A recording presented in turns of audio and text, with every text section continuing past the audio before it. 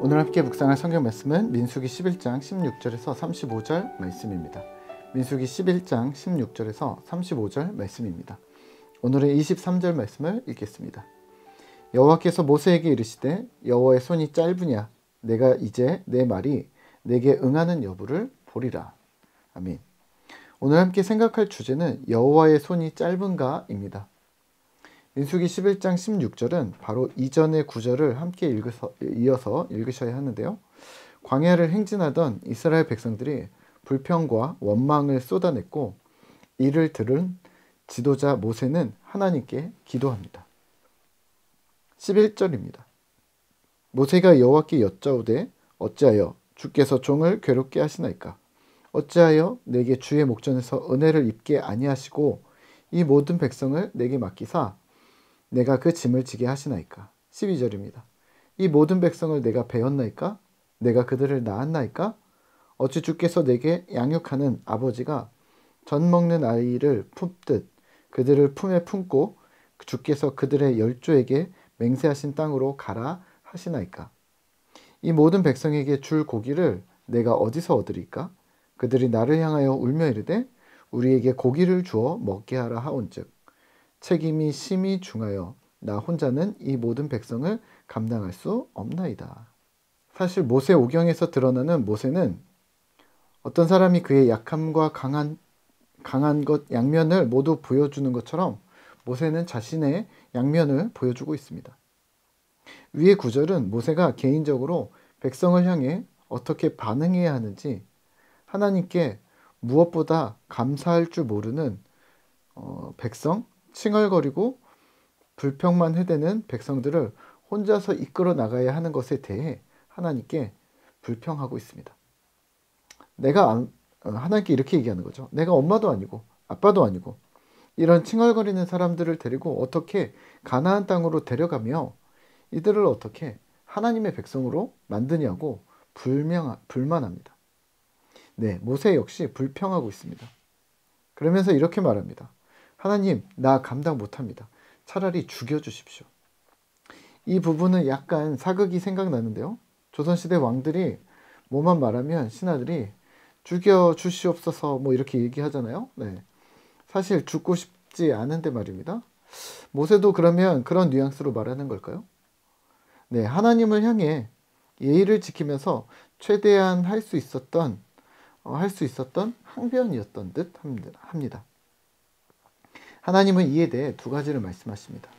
첫 번째는 모세, 너 혼자 일하게 하지 않겠다. 동역자를 붙여주겠다. 그들과 함께하라. 두 번째는요, 고기 주겠다. 고기 먹기를 기다리라. 16절입니다.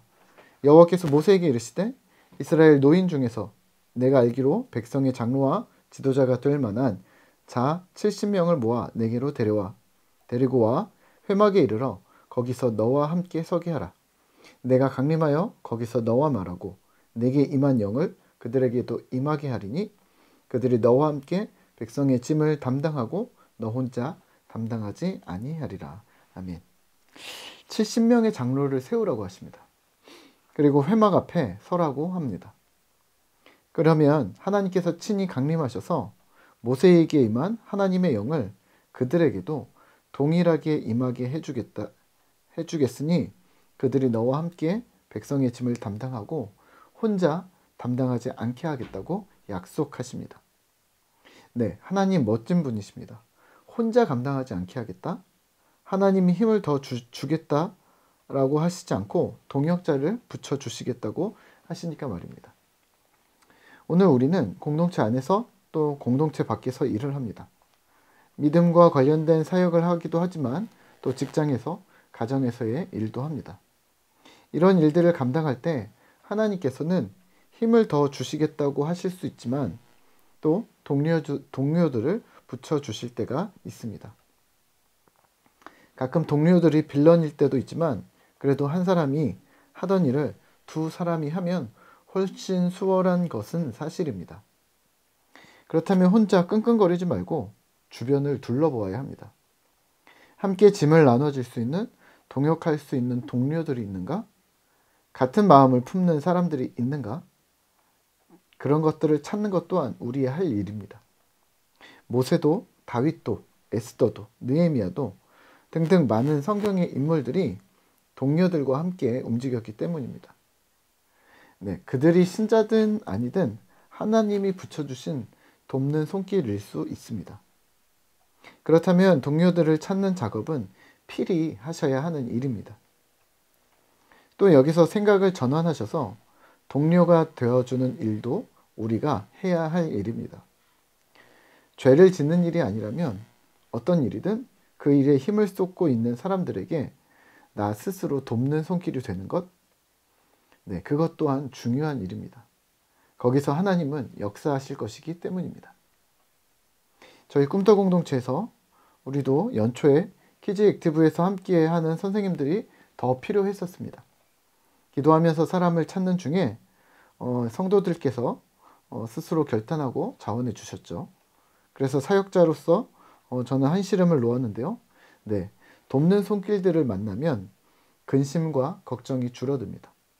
또 돕는 손길이 스스로 되어지면 하나님의 손길이 어디에 있는지 조금씩 보이기 시작합니다. 하나님은 사람을 통해 일하시기 때문입니다. 두 번째는 고기입니다. 18절, 19절, 20절입니다. 또 백성에게 이르되 너희의 몸을 거룩하게 하여 내일 고기 먹기를 기다리라. 너희가 울며 이르기를 누가 우리에게 고기를 주어 먹게 하랴. 애굽에 있을 때 우리에게 좋았다 하는 말이 여호와께 들렸으므로 여호와께서 너희에게 고기를 주어 먹게 하실 것이라. 19절입니다. 하루나 이틀이나 닷새나 열흘이나 20날만 먹을 뿐 아니라 20절입니다. 냄새도 싫어하기까지 한 달 동안 먹게 하시리니 이는 너희가 너희 중에 계시는 여호와를 멸시하고 그 앞에서 울며 이르기를 우리가 어찌하여 애굽에서 나왔던가 함이라 하라. 아멘. 고기를 주시겠다 하는데 이게 좀 뉘앙스가 무섭습니다. 이런 거죠. 고기를 줄게. 근데 하루 이틀 아니고 한 달 아니고 신물 나도록 코에서 고기 냄새가 날 정도로 계속 먹여줄게. 왜냐면 애굽이 좋았다. 우리가 여길 왜 나와서 사서 고생인가 라고 하는 말이 내게 들렸고 이는 너희가 여호와를 멸시하였다라고 선언하십니다. 모세가 걱정합니다. 하나님, 진짜 그게 가능합니까? 우리가 60만 명입니다. 23절입니다. 여호와께서 모세에게 이르시되 여호와의 손이 짧으냐? 내가 이제 내 말이 내게 응하는 여부를 보리라. 아멘. 여호와의 손이 짧으냐? 지금 네가 나를 걱정하느냐? 너는 이 일을 지켜보라. 하나님은 그들에게 메추라기를 주셨습니다. 그리고 그들은 기다리던 고기를 먹게 되었습니다만 많이 모은 고기 앞에서 심히 큰 재앙, 진노가 임해 많은 사람들이 죽습니다. 그곳 이름을 기브롯 핫다아와라고 불렀습니다. 이는 탐욕의 무덤이라는 뜻입니다. 백성들의 불평과 불만은 자신들의 니즈였습니다. 원하는 것이 아니라 삶을 영위하는 데 필수인 니즈라고 생각하고 이것이 채워지지 않는다고 불평했습니다. 하지만 하나님은 이를 죄로 여기셨습니다. 왜 그랬을까요? 네, 그 니즈를 결정한 것이 자기였기 때문입니다. 자기 중심성입니다. 세상에서는 니즈와 원트를 구분해야 한다고 하는데 네, 맞는 말이지만 하나님 앞에서 신자는 한 가지를 더 생각하셔야 합니다. 하나님의 뜻인가 말입니다. 자유를 우리에게 주셨지만 그 자유가 하나님을 잃어버리게 만드는 방종이 되지 않는가 심각하게 고려하셔야 합니다. 당당하게 하나님 앞에 니즈라고 얘기했지만 하나님은 이를 필수인 니즈라고 보시지 않을 수도 있단 말입니다. 자기중심성에서 발로된 니즈는 하나님을 속일 수 없습니다. 이 부분 역시 세속화를 언급하지 않을 수가 없는데요. 세상이 말하는 기준, TV에서, 매스컴에서 이웃집 사람들이, 친구들이 하는 말이 우리의 삶의 기준이 될 수 없습니다. 아니, 신자의 믿음의 기준이 될 수 없습니다. 세상과 동떨어져 살라는 말이 아닙니다. 세상이 무엇이라 말하는지 들을 귀는 있지만 들은 것을 신자의 삶의 기준으로, 내 삶의 기준으로 삼을 수 없다는 말입니다. 신자의 삶의 기준은 세상이 아닙니다. 애굽이 아닙니다. 그때의 삶이 아닙니다.